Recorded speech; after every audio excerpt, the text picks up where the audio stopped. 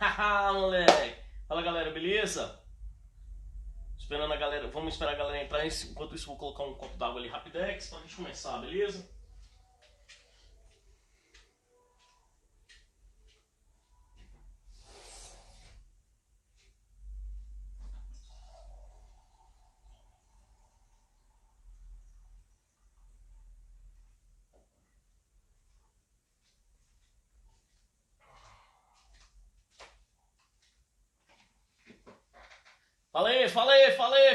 Fala aí, galera, beleza? Se liga e vem. Boa noite a todos. Vamos repostar aí, vamos ter 43 pessoas online, 44. Quando a gente chegar a 100, a gente começa, então vai jogando aí pra galera. Depois eu vou deixar gravado, evidentemente. Mas vamos lá, momento de tensão, né? Momento bastante interessante. 2020 para a geopolítica não poderia começar melhor, né? E vamos lá. Assim fica ruim, né? Com a luz, né? Ah, assim tá bom. Só confere pra mim se vocês conseguem me ouvir bem. Fala galera, entrando aí. Kevin, Andrezão, beleza? Vamos falar de um lugarzinho bem aqui, ó. Irã, do Oriente Médio, Estados Unidos, Irã, vamos lá. 60 pessoas online, repostem aí pra gente começar. Por favor, ver se eu consigo subir um pouco mais aqui pra ficar bacana. Eu acho.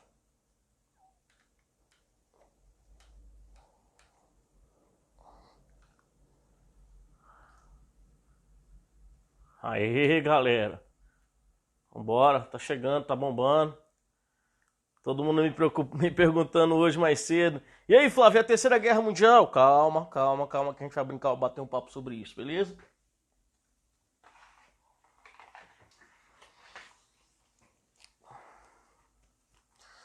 Vamos lá, tá chegando a 100, vamos lá, 75. Quando a gente puder, a gente começa.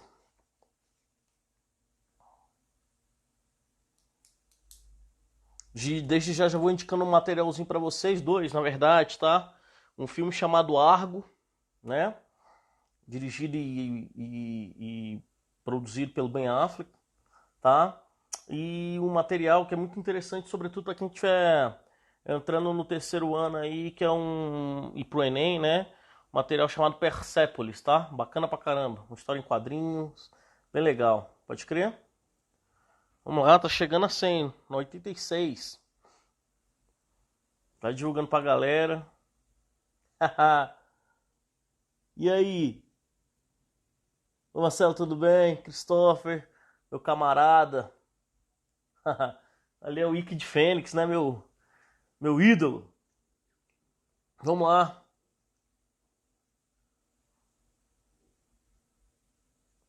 Tem um material também, um livro muito bom, chamado Guerras Sujas, tá? Que fala que é bem legal também. E tem um material, tô derrubando tudo aqui, ó. Muito bom, um livro bem legal chamado Grande Oriente Médio, indicação de um amigo meu chamado Ricardo, professor de geografia também. Muito bom esse material também, vale muito a pena dar uma olhadinha nele, tá? Pode crer? Vamos nessa? Vamos trabalhar? 111 pessoas, tá bom, vamos começar. Fala galera, beleza? Olha só, salve, salve, a paz pra todo mundo, feliz 2020 pra geral, né? Como eu falei mais cedo nos stories, férias, né? Todo mundo deve estar descansando, deve estar curtindo e deve estar aí curtindo a praia, curtindo. Mas a geografia, como diria Milton Santos, é a ciência da história do presente, ela nunca para. Né? E como ela nunca para, como os eventos estão aí acontecendo, não tem possibilidade da gente deixar um evento de tamanha expressividade de lado, né? Bom, ontem os Estados Unidos promoveu um ataque ao aeroporto de Bagdá e neste aeroporto estavam algumas das importantes lideranças do Irã e do Hezbollah, né? A gente tinha ali dentre os caras envolvidos, o mais importante líder, inclusive eu falo que é o mais importante líder do Irã, né? que é o Qasem Soleimani, né? Bom, eu vou reproduzir o que um comentarista de geopolítica chamado Guga Chakra falou, né? A morte do Qasem, do Soleimani, sem dúvidas nenhuma, talvez a mais impactante guerra, perdão, a mais impactante morte no Oriente Médio desde o Bin Laden. Falo até mais, tá?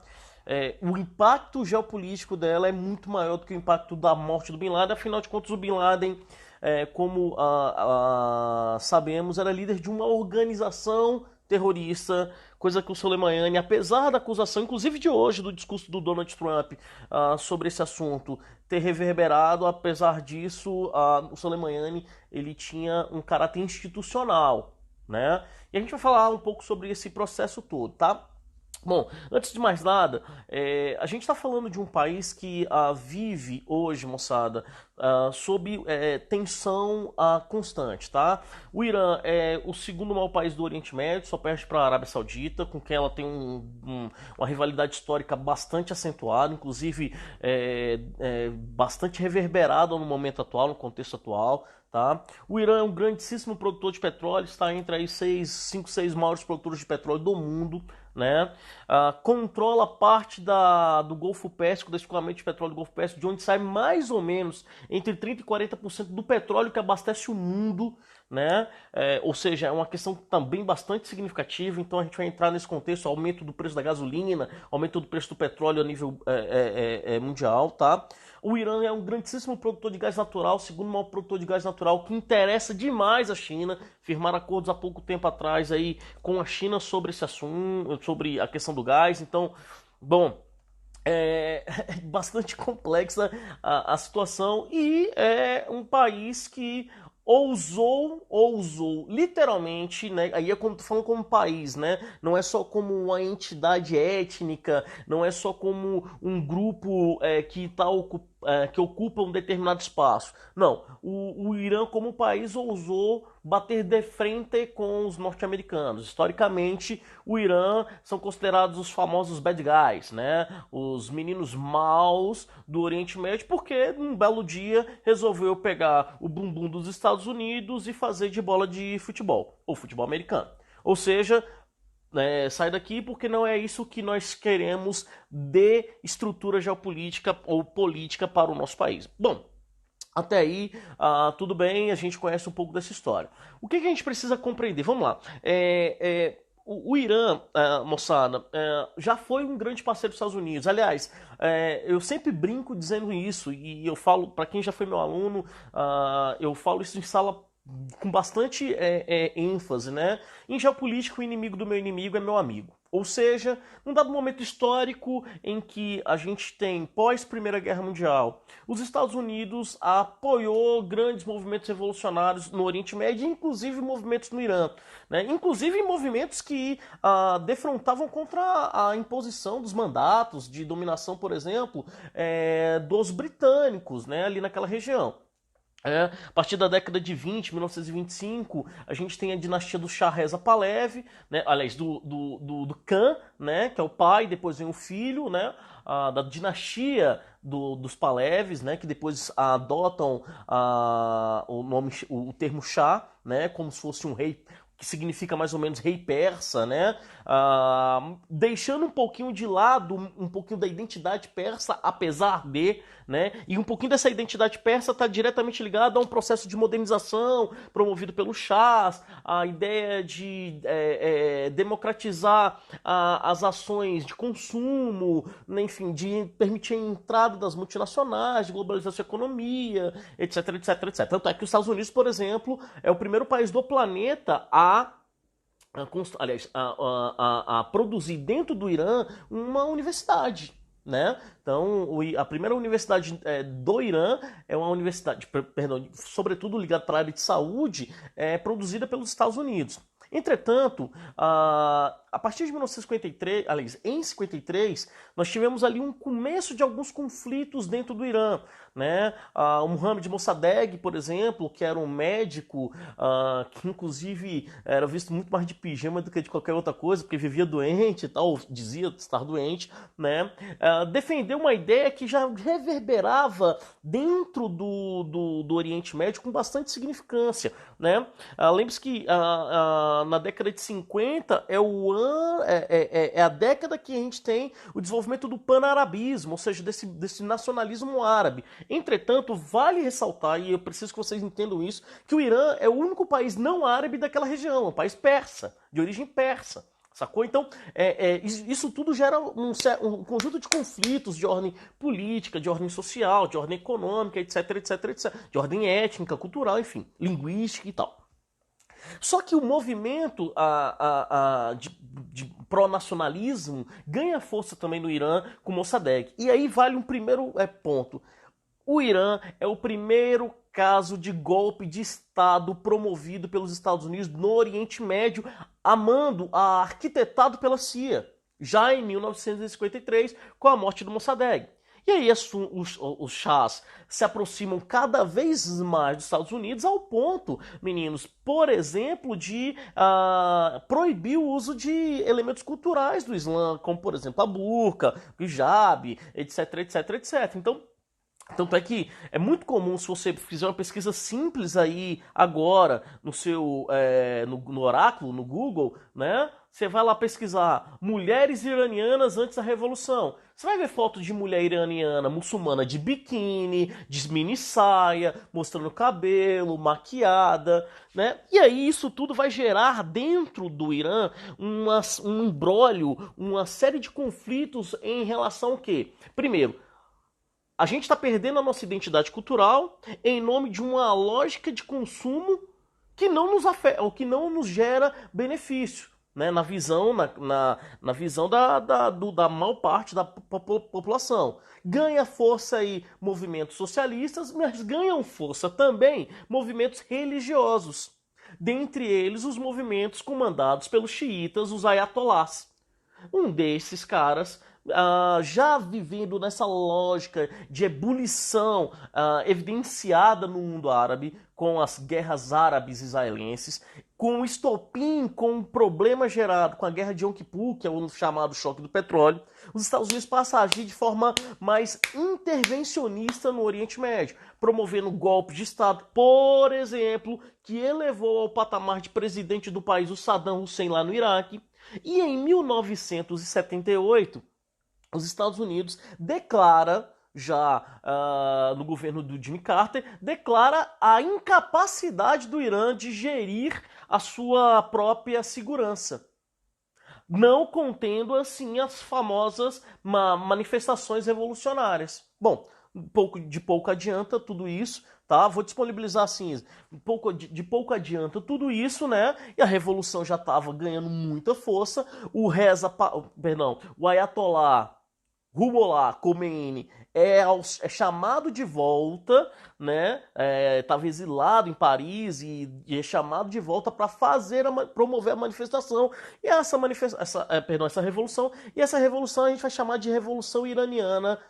Os historiadores chamam de Revolução Islâmica, eu não gosto muito disso não, tá? Porque não é revolução do islamismo, é revolução dentro de um país que tem como base um preceito religioso, que é a formação de uma teocracia. Bom, na teoria, como é que funciona uma teocracia? Eu preciso muito que vocês lembrem de um símbolo que eu desenho em sala de aula, que é assim, ó, a águia de duas cabeças. Né, que é uma herança, inclusive, do Império Bizantino e tal, e etc. Tá? E o que significa a águia de duas cabeças? É a aliança, moçada, entre o poder religioso e o poder político.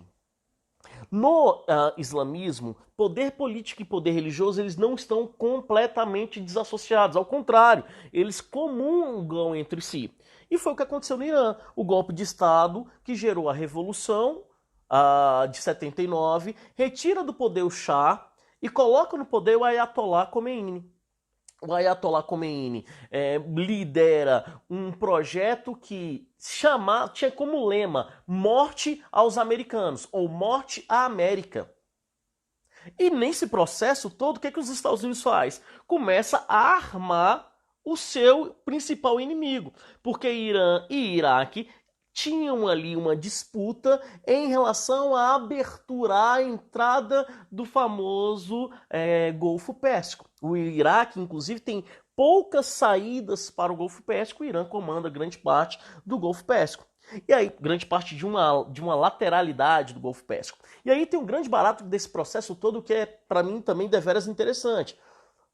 O Saddam Hussein foi colocado no estado, no poder, para lutar, um sunita, no Iraque, país xiita, colocado no poder para lutar contra os xiitas do Irã. E isso vai defenestrar uma guerra chamada Guerra Irã-Iraque, entre 1980 e 1988. Nessa guerra, moçada, mais de 1 milhão de pessoas foram mortas. E dizimou ambos os países. Mas uma cultura de guerra e de rivalidade foi estabelecida ali. Só que a Revolução Iraniana tinha um patamar que é bastante significativo. Simples. Olha só. O Irã era, na época, o terceiro maior produtor de petróleo do planeta Terra. E pegou o bumbum norte-americano e fez assim, ó. Tchau, brother. Não queremos aqui a nossa população, o nosso povo, influenciado pelo sanduíche do palhaço do mal e a água preta das trevas. Ou seja, nós não queremos que os nossos templos religiosos sejam trocados ou modificados por templos do consumo. Nós não queremos as nossas mulheres de biquíni. Nós não queremos ter a liberdade para manifestar a nossa religiosidade da forma como a gente quiser.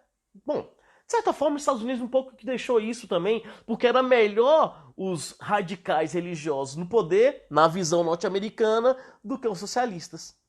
Os radicais religiosos expulsam os socialistas do Oriente Médio, que é uma bobagem, né? Mas expulsa os socialistas do Irã e começa ali um sistema autoritário chamado de teocracia iraniana ou teocracia islâmica no Irã. Bom, para reforçar isso, e aí é a lógica do bad guy mesmo, em 1979, estudantes iranianos invadem a embaixada norte-americana. E lembra que eu citei para vocês um filme chamado Argo? É justamente para caracterizar um pouco isso. Essa invasão durou 444 dias, mais ou menos 1 ano e meio, e só foi acabar, de fato, liberar os reféns, mais de 50 pessoas reféns na embaixada americana, depois de 1 ano e meio.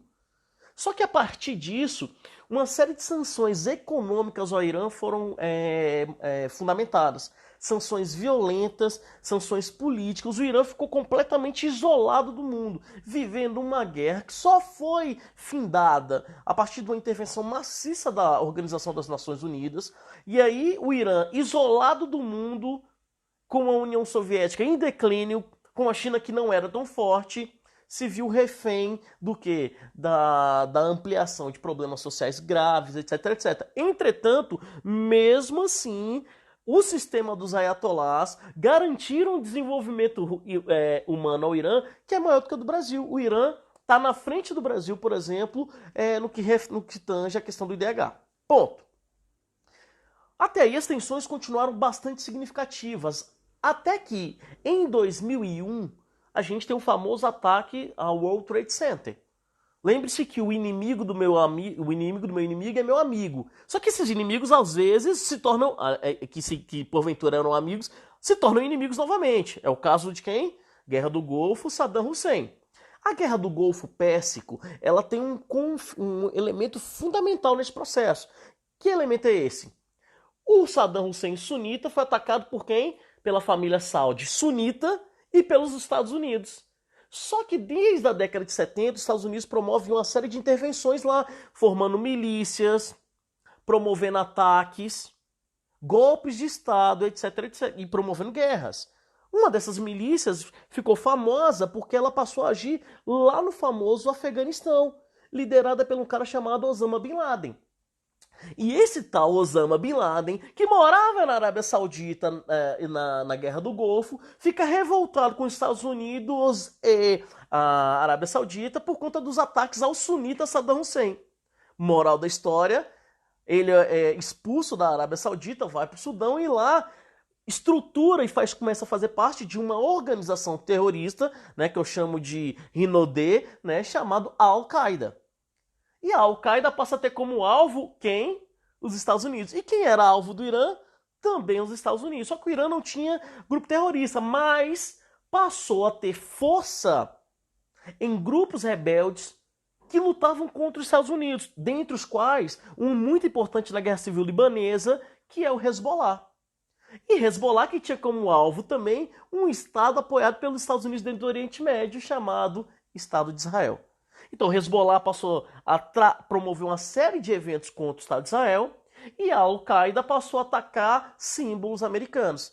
E, bom, o maior, mais importante desses ataques, né, que é o processo que a gente chama de globalização do terrorismo, ocorre em 2001 com o ataque às Torres Gêmeas ao World Trade Center. Ponto.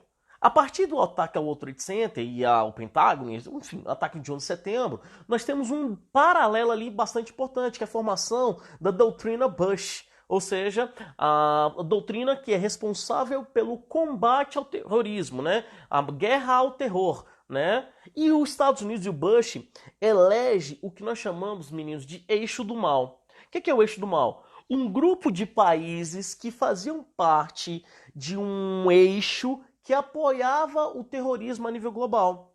Quem eram esses países no primeiro momento? Iraque, Irã, Afeganistão. Depois em Coreia do Norte, Venezuela, Cuba, Líbia, etc, etc. Mas no primeiro momento, moçada, quem era? Iraque, Irã e Afeganistão.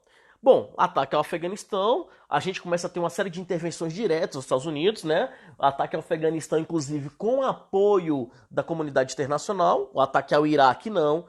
Ambas, e é importante pra caramba, não são guerras. Ali a gente tem o quê? Invasões. Conceitualmente não existe guerra, porque não há declaração de guerra por parte do Afeganistão e por parte do Iraque. Só que as duas medidas são consideradas geopoliticamente um fracasso, moçada. As duas medidas, tanto a invasão ao Iraque como a invasão ao Afeganistão, 2003-2001, são consideradas um fracasso. O número de soldados mortos gigantesca, a captura do Osama Bin Laden não aconteceu no primeiro momento do Afeganistão, tanto é que o Osama foi morto apenas no Paquistão em 2011, 10 anos depois, já no governo Obama. Então, a gente tem ali, ao contrário, a desestruturação social do Iraque é bastante significativa. A morte de um chefe de Estado como Saddam Hussein, enforcado, transmitido ao vivo pela CNN, também é bastante violenta. E o Oriente Médio, que ao invés de ter a política mesmo global para diminuição dos conflitos, o Oriente Médio vira um barrilzaço de pólvora, que na geopolítica nós chamamos de, hoje, o principal heartland do planeta. Uma região que é estratégica. E a gente sabe que por detrás da doutrina Bush tinha um interesse, e aí volta o Irã mais uma vez, em relação ao petróleo. Só que essa desestabilização ou essa instabilidade do Iraque afetava diretamente o dia a dia político do Irã. Por quê? Porque o Iraque é um país de maioria xiita, que era comandado por um sunita. E aí o processo de reconstrução política do Iraque passa a ser fortemente influenciada pelo Irã, inclusive na formação de milícias, como por exemplo o Qatar e Hezbollah, que combateu lá na frente o Estado Islâmico. Só que quem influenciava na formação dessas milícias, e que por conta disso era considerado um terrorista? Soleimani. Qassem Soleimani. O Soleimani é mais importante, mais uma vez, ele é considerado um herói de guerra no Irã. Ele é mais popular, moçada, do que o Ayatollah Khomeini. Ele é considerado mais popular do que o presidente do Irã. Então ele passou, inclusive eu sempre brinco assim dizendo que o Soleimani ele tem tanta força que ele virou a Lady Gaga do Twitter, do Irã, sacou? Virou o popstar das redes sociais do Irã. Então assim, tanto o Rouhani, né, que é o presidente, quanto o Khamenei, que é o Ayatollah, que é o líder supremo, tem menos força e menos popularidade do que ele. Por ser um herói de guerra, ele passou a ter uma influência política interna e externa muito forte. E ele passou a ser líder do Quds, que é a força revolucionária do Irã, que é a estrutura de elite mesmo do Irã, a estrutura militar de elite, que é comandada diretamente pelo Ayatollah, que não passa nem pelo presidente. E ele passou a ser o cara que fazia o meio-campo geopolítico do Irã. E aí que está o problema. Quando você ataca um cara como esse, você está atacando um líder que, apesar de não ter um nome tão popular no nosso dia a dia geopolítico, nesse nosso dia a dia geopolítico, ele é fundamental para a estrutura geopolítica do Oriente Médio. E aí que está o grande barato. Bom, o Soleimani passa a ter muita força, né? Muita força no processo, mas muita força mesmo, tá? Os Estados Unidos, no governo Bush, sobretudo, passa a promover uma série de ataques a geopolítica ao Irã, fortalece as sanções, até que entra um cara chamado Barack Obama. E quando Barack Obama entra, o Irã, que está muito refém das sanções, porque tem muito pouca, baixa diversidade produtiva, petróleo e gás, basicamente, né? Passa a observar no desenvolvimento de um projeto nuclear. E aí muita gente vai lembrar do Armaginejad, da defesa inclusive do Brasil, na época o presidente da República, que era o Lula, apoia e é criticado dentro do cenário internacional por conta disso, por conta desse apoio ao Armaginejad, até que o Brasil também tem interesse em desenvolver um projeto nuclear, tinha na época o interesse de desenvolver um projeto nuclear mais denso. O mundo se preocupa, o Irã produzindo energia nuclear. E aí vale uma aulinha de química básica, gente. Enriquecimento do urânio, né? 223, etc, etc. Enriquecimento 20%. Para você desenvolver bomba nuclear, você tem que enriquecer o urânio a 90%. Ou seja, há um distanciamento gigantesco em produzir energia e produzir artefato nuclear. É claro que a tecnologia pode evoluir, mas, bom, há uma distância, né? E aí há um questionamento muito forte nesse processo. Quando se promove as invasões ao Afeganistão, o objetivo era a Al-Qaeda. Mas qual era o objetivo de invadir o Iraque?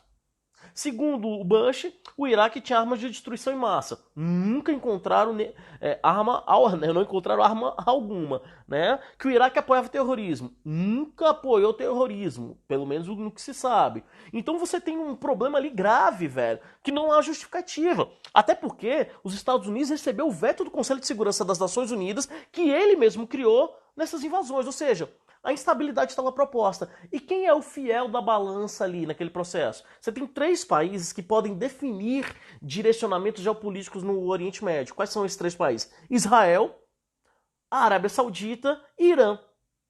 A Arábia Saudita, um baita financiador de terrorismo. E aí vale, mais uma vez, aquela velha e boa discussão. Que tipo de ditadura você negligencia?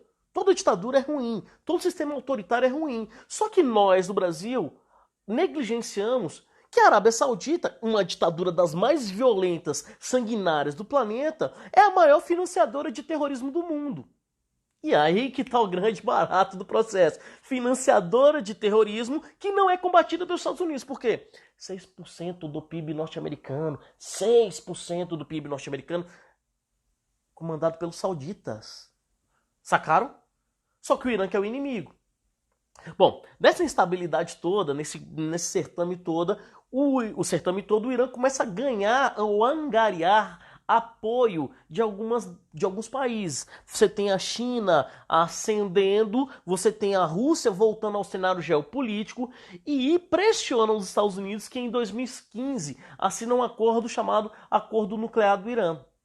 Esse acordo nuclear do Irã é um acordo que, tecnicamente, está falando, esquece o resto, tecnicamente é um acordo bastante qualificado, um dos mais legais projetos nucleares do planeta. Por quê? Tem dispositivos técnicos eletrônicos que controlam o desenvolvimento de artefatos nucleares, tem uma fiscalização bastante precisa da Organização das Nações Unidas, e que, por exemplo, diminuiria as tensões oriundas no Oriente Médio em relação aos problemas que o Irã tinha.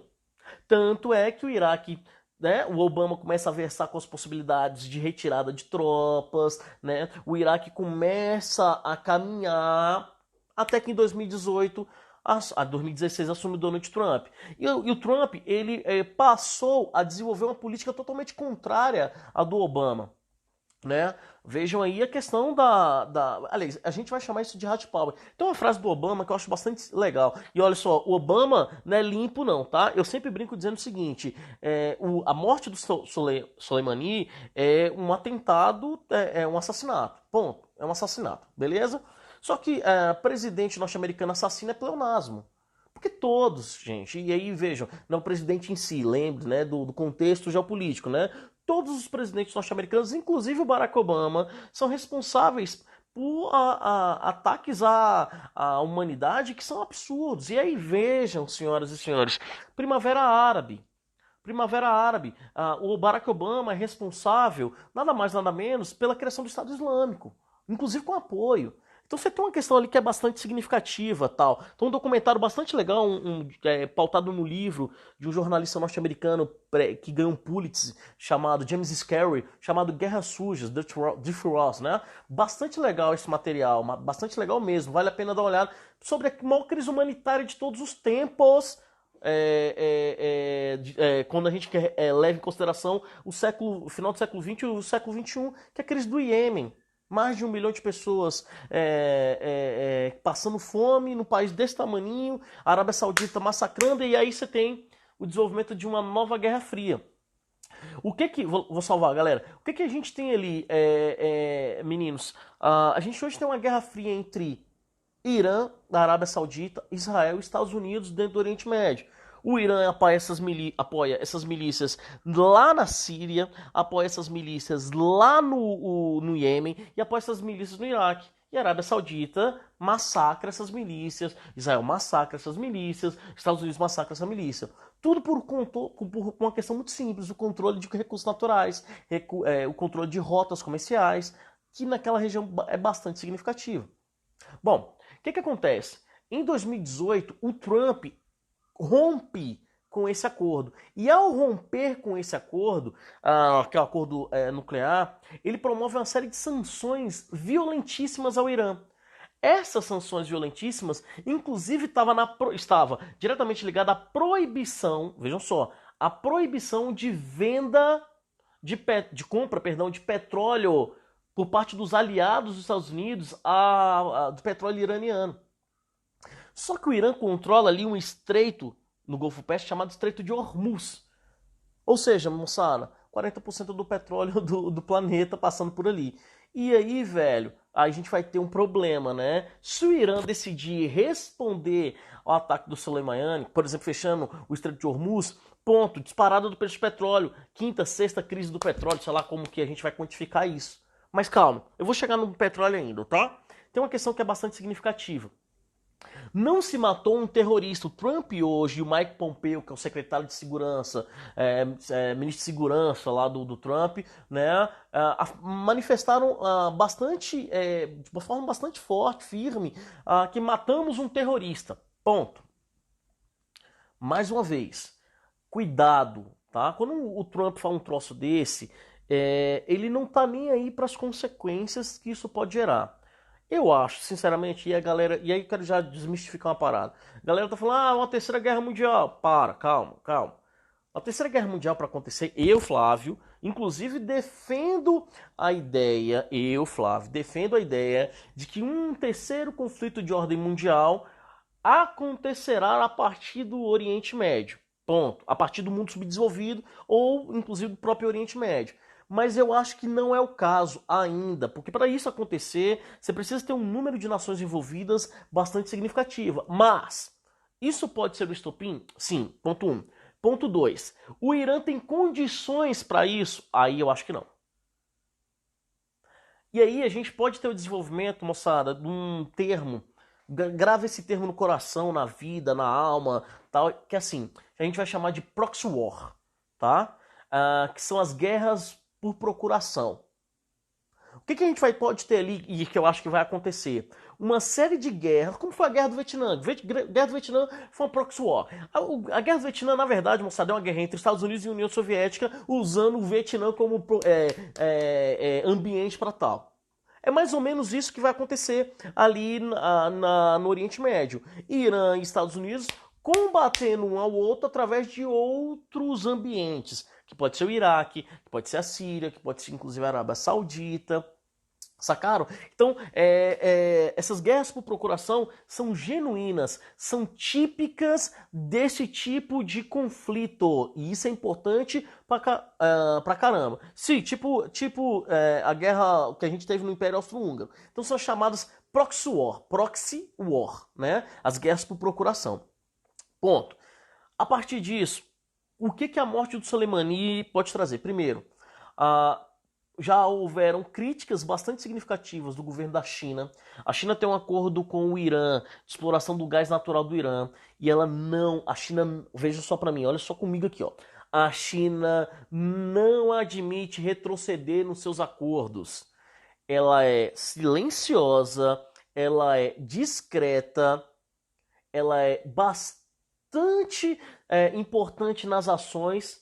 Ela não é espalhafatosa como o Batatinha do Topete Laranja, mas ela é bastante incisiva, certo? A China não vai deixar, na minha visão, o Irã desguarnecido, como não deixou a Venezuela desguarnecida por conta desses acordos. Inclusive, meninos e meninas, há treinamento militar e exercícios militares promovidos entre China e Irã. Ponto 1.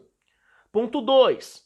O Vladimir Putin se manifestou também hoje de maneira muito dura, né, dizendo que os Estados Unidos pode ter promovido, e vejam só, não os Estados Unidos não está vendo isso como problema não, tá, na minha visão. Pode ter promovido uma nova escalada de conflitos no Oriente Médio. Vamos lá. Tem uma frase do Victor Hugo que fala o seguinte, que o caos vende. Confere. O World Trade Center, moçada, não é ruim para a economia norte-americana. Quanto mais conflitos há no mundo, lembra de o Iron Man 1, né? O Iron Man 1, né? Nós financiamos as guerras que nos matam, mas que nos rendem boa grana. Uma frase de um cara chamado Tony Stark. Ou seja, isso pode, para os Estados Unidos, ser bastante vantajoso do ponto de vista econômico. Essa é a segunda questão. Terceira questão, a questão do petróleo. Ponto. Ainda é muito cedo. Pode sim, Christopher, pode sim. Ainda é muito cedo para a gente falar de, por exemplo, aumento do preço do petróleo e de uma crise. Bom, a manifestação hoje do presidente da República do Brasil, ela é uma manifestação correta. Eu, Flávio, temo pela geopolítica brasileira, que é um fracasso em 2019. Né? O Ernesto, lá, o ministro das Relações Exteriores, ele é muito fraco, ele é muito ruim. Ele colocou o Brasil numa rota de colisão com um monte de coisa que não deveria colocar. Mas a manifestação do presidente hoje, ela foi correta do ponto de vista geopolítico. Temos que aguardar. Ponto. O que o Brasil tem que fazer, moçada? Ficar neutro. O Brasil não está geograficamente próximo aos conflitos. Ponto. Esse é o problema. Ponto 1. Ponto 2. Qual o maior problema que o Brasil pode ter? O afeto à economia.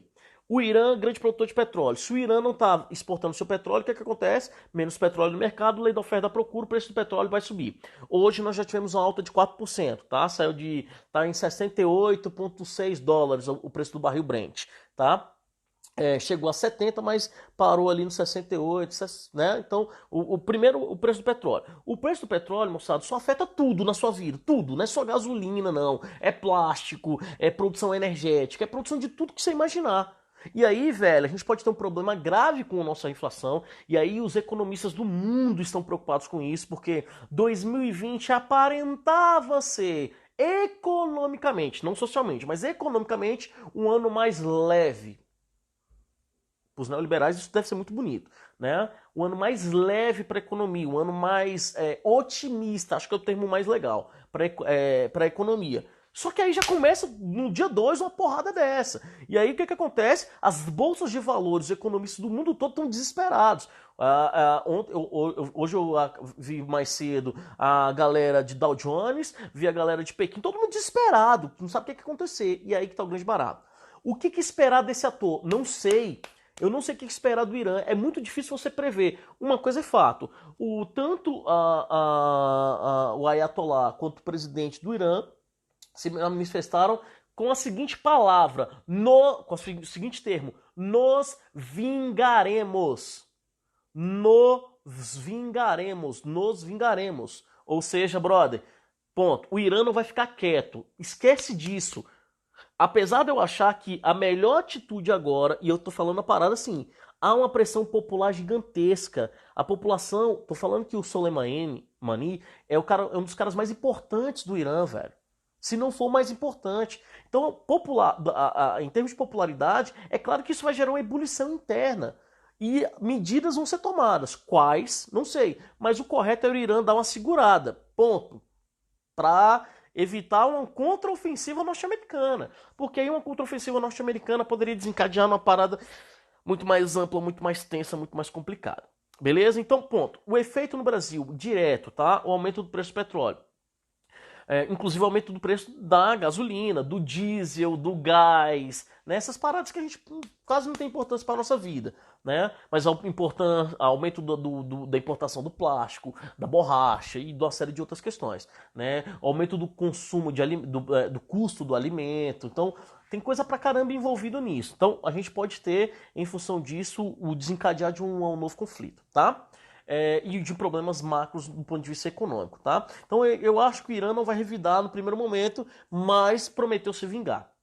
E como prometeu se vingar, brother, aguarde, confie, porque o Irã tem força, tem material histórico que mostra que... Aliás, eu sempre brinco dizendo o seguinte, na Guerra Fria os Estados Unidos têm 3 derrotas. Quais são as 3 derrotas norte-americanas, moçada?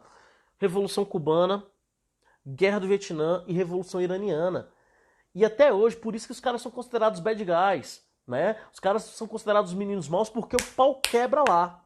Sacaram? Então esse é um ponto importante, tá? E aí tá o grande barato, o Haroldo tá me fazendo uma pergunta que eu acho interessante, olha só. O Soleimani fez uma série de manifestações, ó, não vem não nos Estados Unidos, porque se vier o bicho vai pegar, não vem não nos Estados Unidos que vier o bicho vai pegar, e veio, e matou o próprio cara, sacou? Só que aí você tem o Hezbollah xiita, muito envolvido nesse processo, e o Benjamin Netanyahu lá, o primeiro-ministro de Israel, já se manifestou pró-Estados Unidos ao ataque, então pode desencadear um problema interno maior, tá? Então você tem alguns problemas que podem ser caracterizados em função disso, né? E tem um detalhe que eu acho importante, que acho que talvez seja o grande barato desse bate-papo que a gente está tendo agora, tá? Em 1999, 2009, aconteceu, aliás, em 91, 92, 93, tá? Em 99 é a mesma coisa. O Bill Clinton promoveu a mesma ação. Toda vez, e o próprio Obama, lembra que o Obama, moçada, em 2011, nas vésperas da eleição ou da reeleição, ele com uma baixa popularidade gigantesca, ele anunciou a morte do Osama Bin Laden. Ou seja, cara, é lógico, é evidente, velho, que tem uma questão eleitoral aí. E o Leozinho, meu brother Léo, flamenguista, lá do Sigma, me fez essa pergunta mais cedo. E eu falei assim, Léo, eu tô respondendo agora para ele, Léo, é o seguinte, o objetivo é eleitoreiro, não tem como não ser. É uma forma até porque, mais uma vez, dentro dos Estados Unidos existe um sentimento contra o Irã. Então isso vai fazer com que ele angarie, inclusive no parlamento. Lembre-se que a gente tem um processo de impeachment sendo desenvolvido dentro dos Estados Unidos. Isso pode garantir para ele apoio popular que pode evitar o impeachment. É uma coisa aqui no Brasil. Se a Dilma Rousseff tivesse, por exemplo, a aprovação do Lula de 80%, 88%, 86%, sabe quanto que o impeachment sairia? Jamais. A mesma coisa nos Estados Unidos. O parlamento ele se movimenta a partir dos interesses que a população manifesta.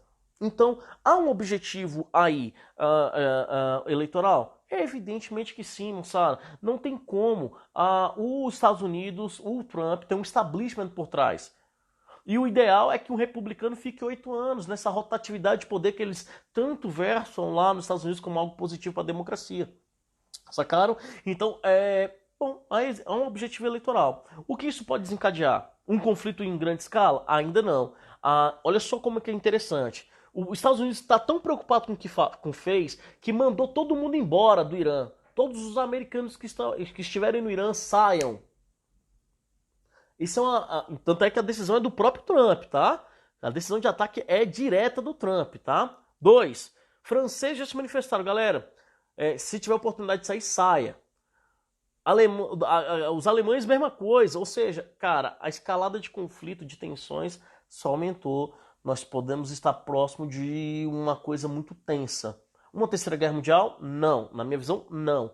Ou não nesse momento, tá? E seria, inclusive, especulação minha, irresponsabilidade minha, falar que sim, não há essa possibilidade. Mas que há uma escalada de muita violência, isso é um fato. Uma escalada, que pode ter uma escalada de movimentos terroristas, também são fato. Tá certo? Então acho que é isso. Eu vou ver. Exatamente isso. O Cristo falou para marketing político, Mateus terrorista. É perfeito. É exatamente isso. Ele falou isso hoje no seu discurso. Qualquer um que atentar contra a vida de um norte-americano, de um dos nossos aliados, contra o nosso povo, contra o nosso território, nós matamos. Ele falou desse jeito. Nós matamos hoje o terrorista Qassem Soleimani. Ele falou, o Trump manifestou-se dessa forma, sacou? Então ele admitiu ter autorizado o assassinato de alguém que ele considera terrorista, mas que na verdade não é. Mais uma vez, cuidado. Tem terrorismo de Estado? Tem. Só que o Soleimani, o Qassem Soleimani, ele é um cara do Estado iraniano. A gente precisa, aliás, é preciso tomar muito cuidado com isso, tá certo? Na verdade, a maioria tem maioria no Senado, que é bastante significativa, e eu não sei se a maior parte do povo americano apoia o Trump, não, tá? Porque na eleição com a Hillary, a maior parte votou na Hillary. Né? Eu não sei se a maioria do povo americano apoia o Trump, não. Para mim, isso é muito vago, muito difícil, porque a eleição americana é um caos, uma esbórnia, é uma parada muito tenebrosa, muito, muito esquisita, tá certo? Valeu, grande Cristo. Vamos lá, vamos às perguntas, galera. Quem puder ir jogando as perguntas aí. Qual foi a resposta da população? Fala, Rodrigão, beleza, meu filho? A resposta da população foi muito direta, tá, Raposo? A população iraniana está indignada. As manifestações, inclusive filmadas e transmitidas pelo mundo pela Al Jazeera, são de bastante indignação. E olha só, hoje nós tivemos uma passeata gigantesca de iranianos queimando bandeira americana, tá? Então, a manifestação popular foi bastante significativa. Isso é uma excelente pergunta, cara, e isso é importante. O povo iraniano não vai querer deixar barato, tá? Esse caso. Fala, Nicolas, beleza, meu filho? Esse caso pode influenciar ainda mais no impeachment do Trump? Nicolas, eu acho que pode influenciar positivamente para o Trump. E a tendência, eu acho que até que o impeachment não vai rolar, sacou? Porque não há tempo para mim do processo se desenvolver. Lá nos Estados Unidos, o nego não acelera processo a bel prazer como a coisa acontece aqui, tá? E no Senado a maioria é do Trump. Só que isso é o objetivo dos democratas, Nicolas, é gerar um desgaste político pro Trump, sacou? Para que os democratas tenham mais força no processo eleitoral que ocorre a partir de quê? De setembro, etc, etc. Então, eu acho que o objetivo não é o impeachment, não é. Mas que o objetivo do ataque foi evitar o impeachment e ter uma questão ligada à perspectiva eleitoral, para mim isso é muito claro, isso é muito evidente, tá? Vamos lá. Hoje, sua linda. Bom te ver, amor. Vamos lá, cara, as perguntas, olha só. Por que a população não quer uma guerra? Por que a população não quer uma guerra e não poderia estar enfraquecendo a sua imagem? Nicolas, a população não querer uma guerra não significa que ela não apoia alguém que queira atacar os Estados Unidos. Você entendeu? Tudo depende de propaganda política, de como você vende isso, tá? Então, no caso do Trump, cara, o Trump vende a ameaça terrorista promovida pelo Irã. E o Irã, desde 79, cara, eu tô falando de americanos que ficaram 1 ano e meio reféns dentro da embaixada norte-americana.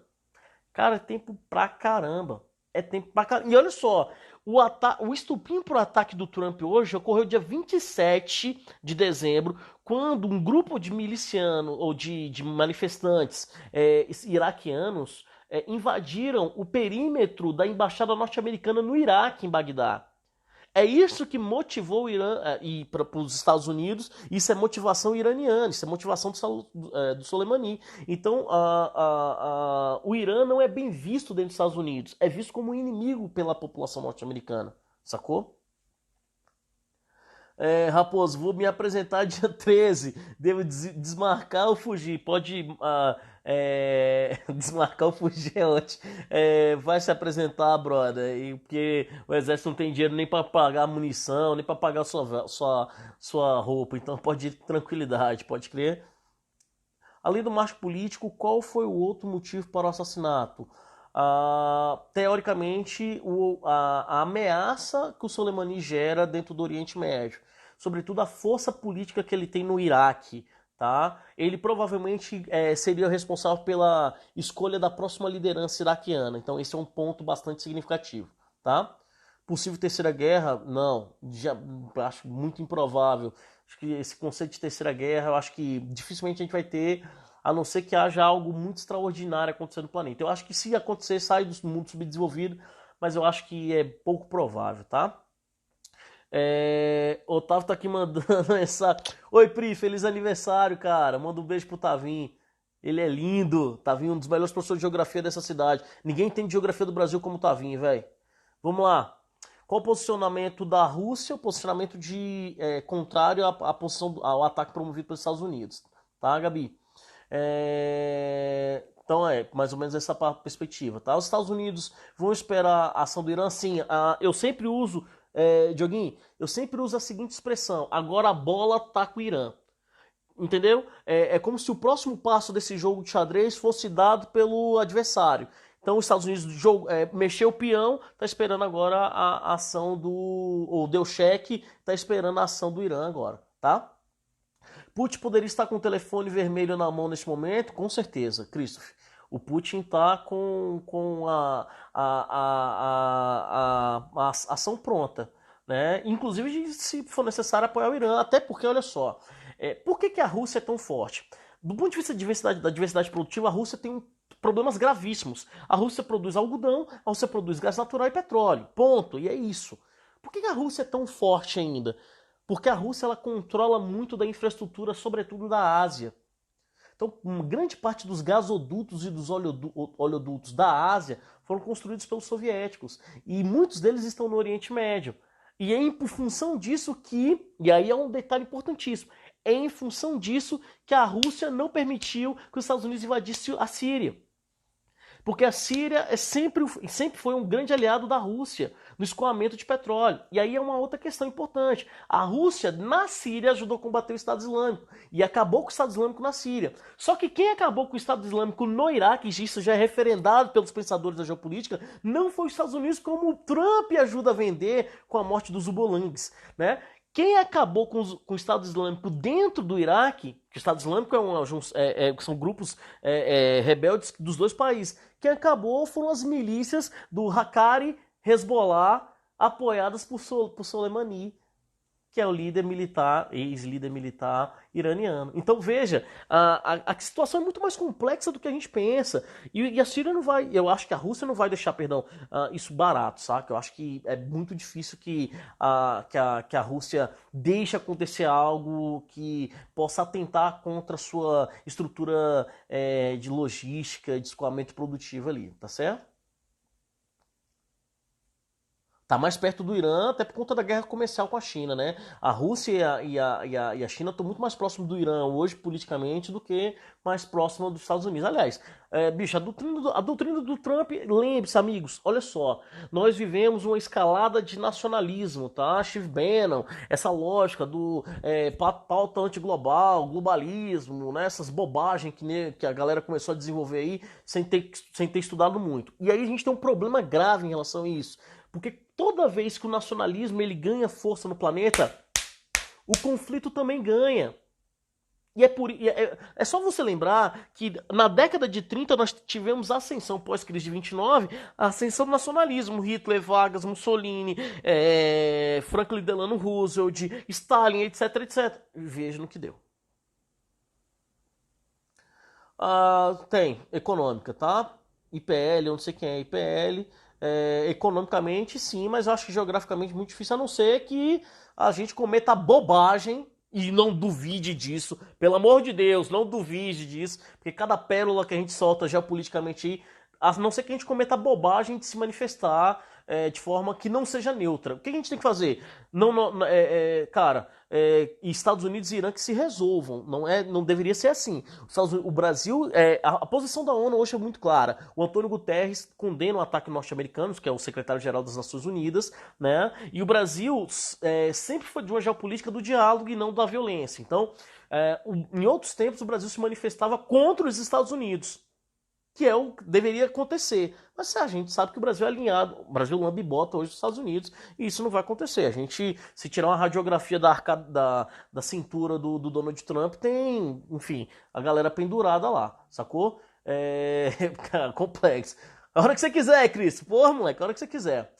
Vamos lá, deixa eu ver outra pergunta. O Irã conseguiria confrontar os Estados Unidos sozinho? Tiaguinho, não tem nem condições, velho. Acho que o Irã não tem condições nem de repostar, tá? De revidar o ataque, tá? Como tudo isso começou, na verdade, com a força do Irã dentro do Iraque, tá? Recomendo uns livros pra gente entender melhor o Oriente Médio. Olha só, eu indiquei esse aqui, Dudinha, que eu acho bastante legal, que é o Grande Oriente Médio, tá? Que fala sobre... Cara, tem uma abordagem histórica, uma abordagem geopolítica bastante legal nesse livro, é um livro bastante atual, tá? Tem um outro livro que eu acho muito interessante chamado A Fênix Islamista, tá? Guerras Sujas, que é um livro bastante legal também, sacou? Tem alguns materiais bem legais que eu posso inclusive postar para vocês, indicações sobre entendimento sobre o Oriente Médio, para quem vai fazer terceiro ano, velho, para quem vai estar fazendo o Enem, o PAS, o vestibular do meio do ano da UNB, é importante pra caramba esse material, tá certo? E do dia eu tô com saudade de você, cara. Deixa eu ver se tem mais alguma pergunta. Aumento do petróleo, aumento de inflação, tá, Jimmy?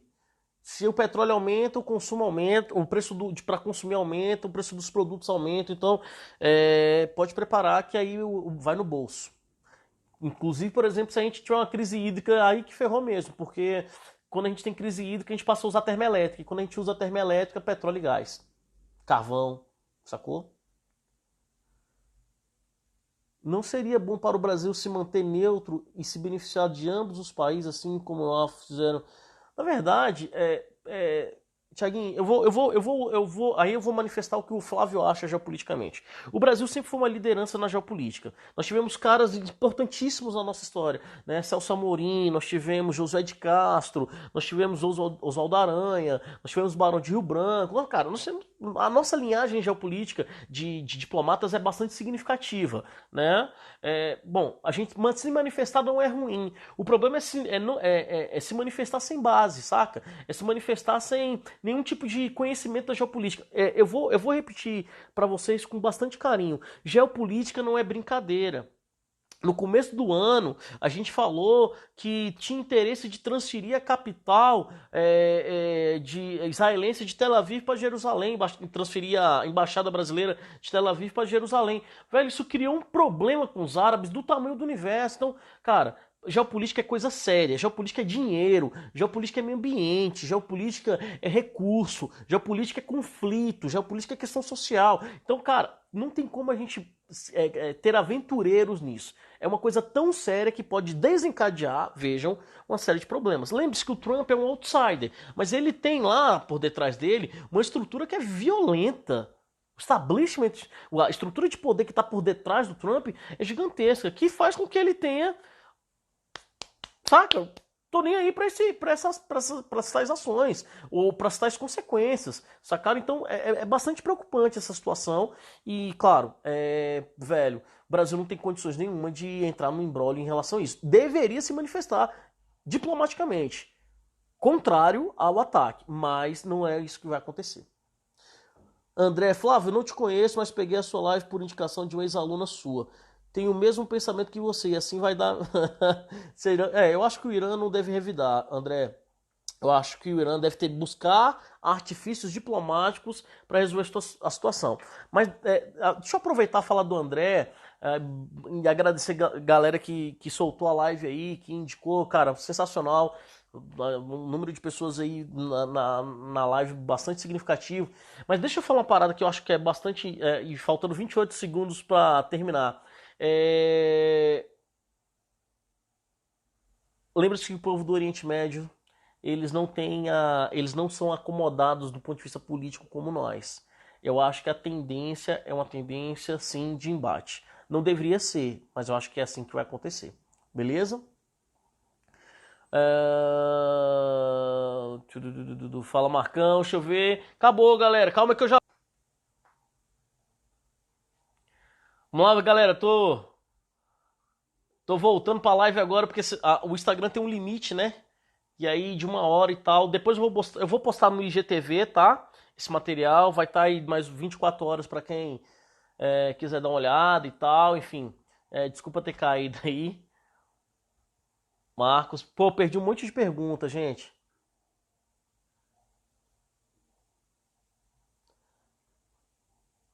Professor, se ocorrer uma guerra, a população americana não iria ficar bolada e assim o Trump não poderia perder apoio?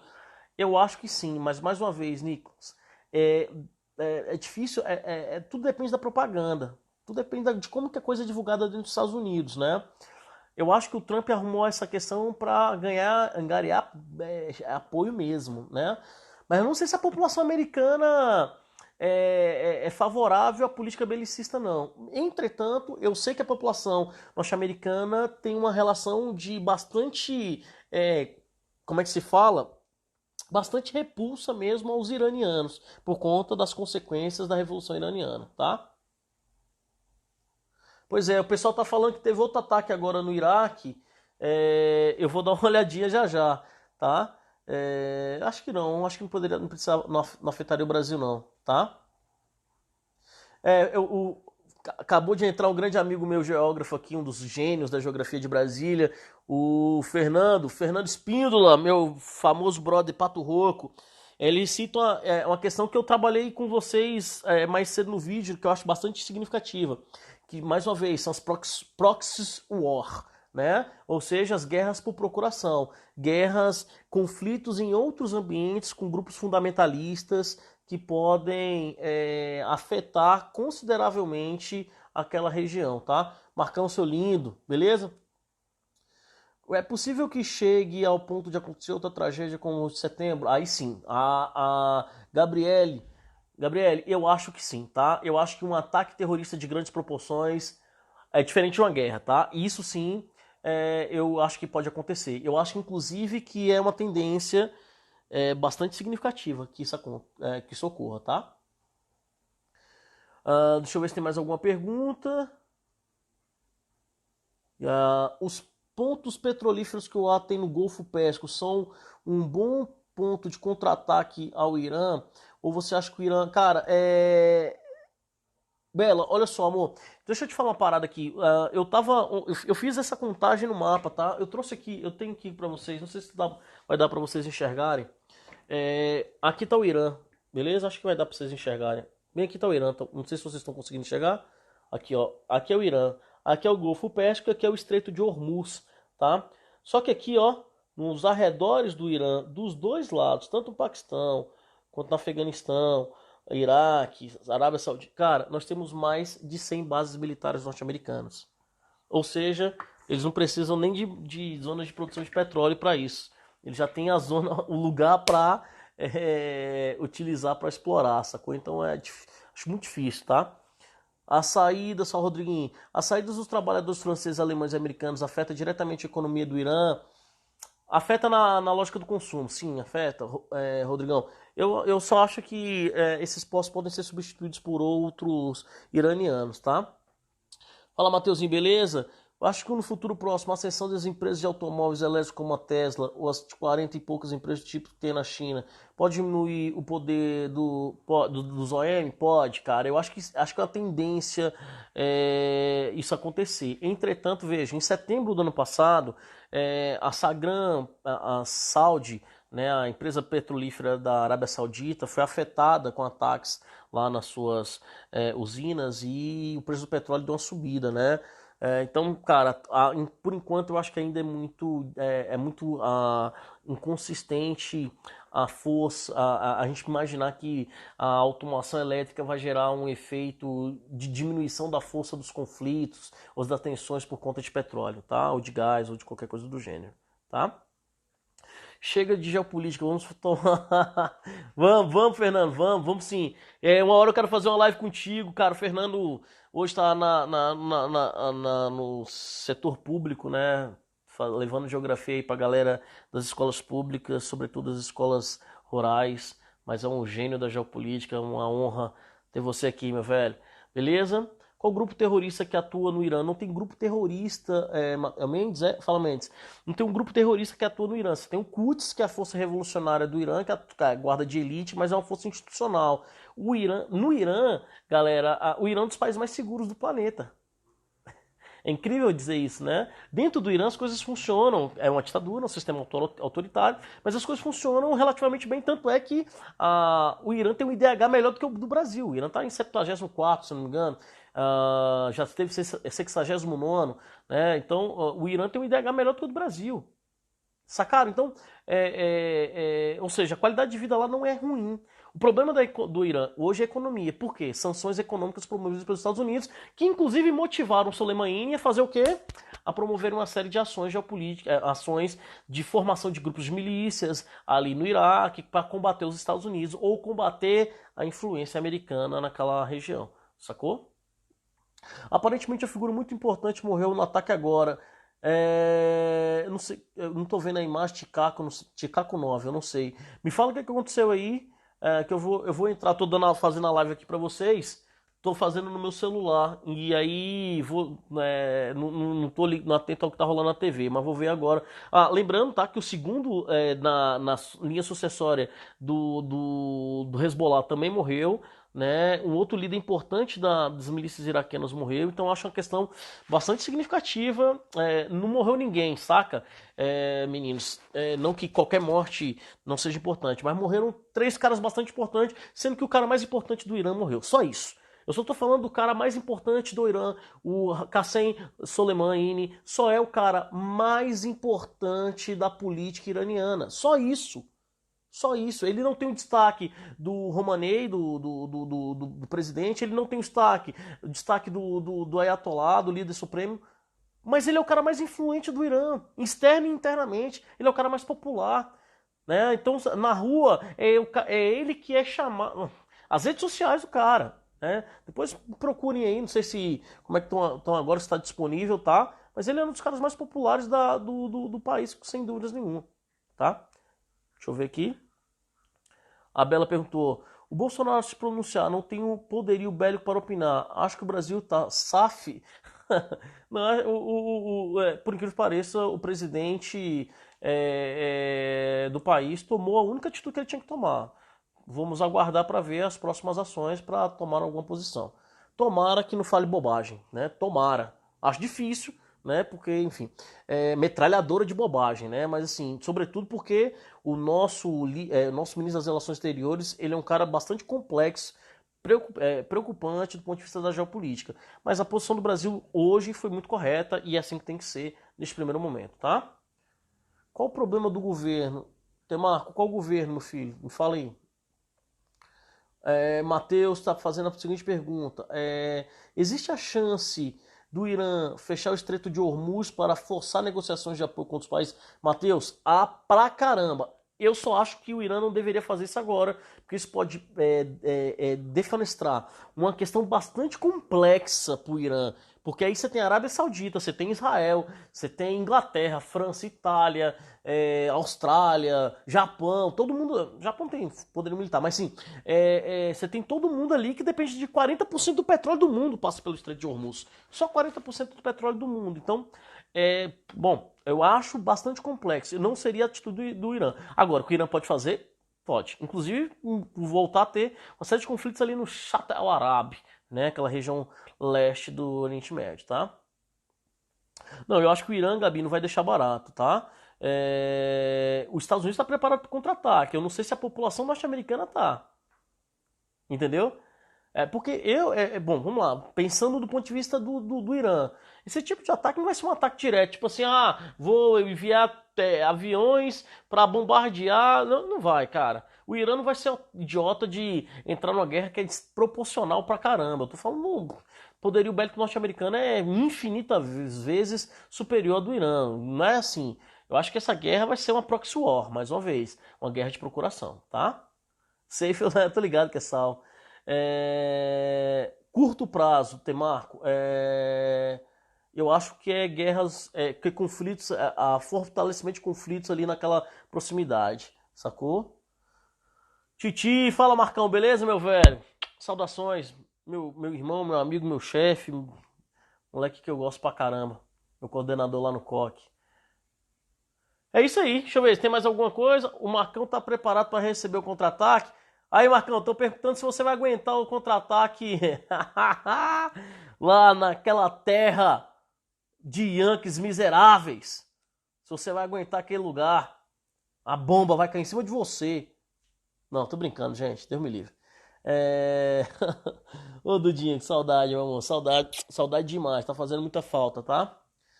Vamos lá, galera, vamos finalizar então. Cara, já são duas lives, uma de 1 hora e essa agora, sacou? Só pra gente fazer o complemento, né? Vou tentar juntar isso em um vídeo só. Depois que eu juntar isso em um vídeo só, vou postar lá no IGTV, pode crer, pra trocar uma ideia com vocês, beleza?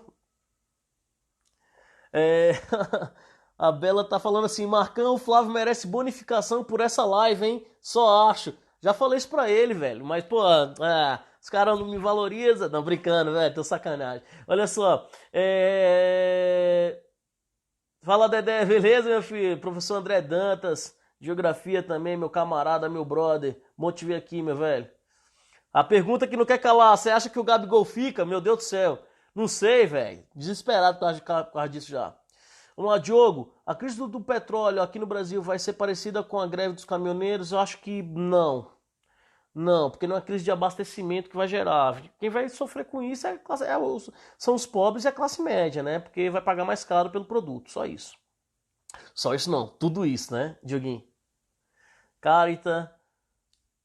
Fala, galera, beleza? Vamos lá, é isso aí, velho. Que nada, gente. Obrigado pela presença de você. Pois é, Ian, cabelo curto, velho. Foi embora. É, tá indo, tô embora. Ainda não sei muito o que fazer com ele, não. E hora extra também, tá vendo, Marcão? Hora extra, velho. Carlinhos, é, Mari, pô, galera, pô, um grande abraço pra vocês. Valeu, Nicolas. Pô, bom te ver aqui, meu velho. Valeu mesmo, de coração. Falou, Eric, moleque doido, beleza? Gabi, você também, meu amor. Grande Lucas, meu velho. Lucas Guitarman dos bons, velho. Vamos jogar um Xbox. Daqui a pouco eu entro na live, tá?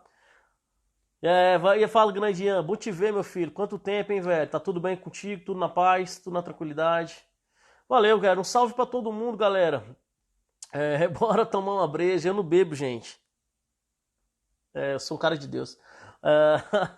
Valeu, Bela, valeu todo mundo. Olha só, galera, queria aproveitar, desejar aí pros 50 e poucos que estão aqui um feliz ano novo para todo mundo.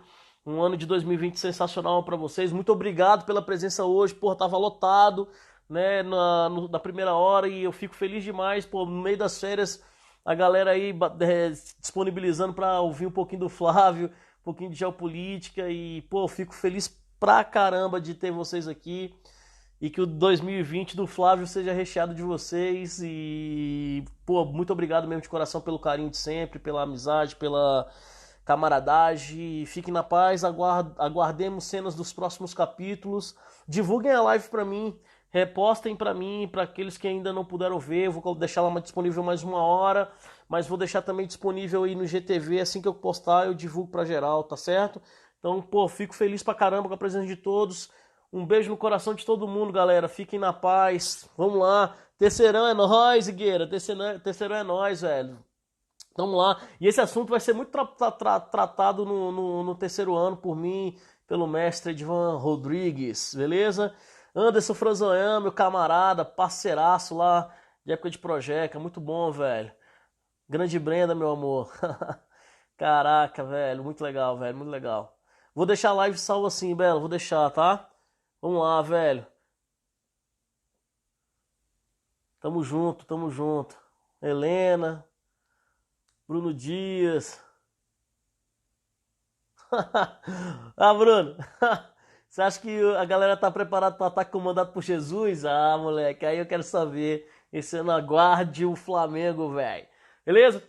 Galera, um beijo no coração de todo mundo. Vou encerrar. Aquele abraço. Ah, escutem uma música bacana, chamada, a música do Rapa, chamada Ninguém Regula América, tá? Vou postar os materiais para vocês que eu acho que são pertinentes. Eu selecionei inclusive aqui alguns temas que eu acho que são importantes para a gente finalizar, para deixar salvar na live, que eu acho legal de serem abordados por vocês, tá? Não deixem de estudar quando falar, avaliar Irã. Não deixem de estudar independência do Irã, tá? Sobretudo a Revolução Persa de 1905, o governo do Shah, tá? Revolução Iraniana de 79, a guerra Irã-Iraque, a guerra do Golfo nessa consequência, o 11 de setembro, o acordo nuclear, o projeto nuclear iraniano, tá?